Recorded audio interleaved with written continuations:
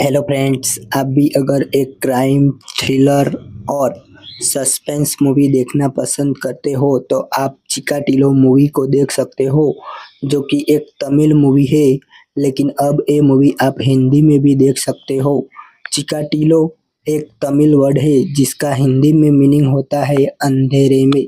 Movie के अंदर आपको स्टार कास्ट में शोभिता धूलिपाला देखने को मिलेगी।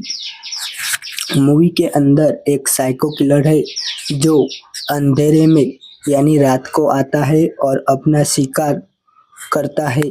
जो भी लड़की उसको मिलती है रात को, वो उसके साथ सेक्स करने के बाद उसकी बहुत ही खतरनाक तरीके से हत्या कर देता है। अब साइको किलर को संध्या कैसे सबके सामने लाएगी, वो जानने के लिए आपको ये मूवी देखनी पड़ेगी। सभी साउथ इंडियन भाषा के साथ हिंदी में आप इस मूवी को अमेजॉन प्राइम वीडियो पर देख सकते हो। वीडियो अगर आपको पसंद आई हो तो हमारी यूट्यूब चैनल को सब्सक्राइब कीजिए।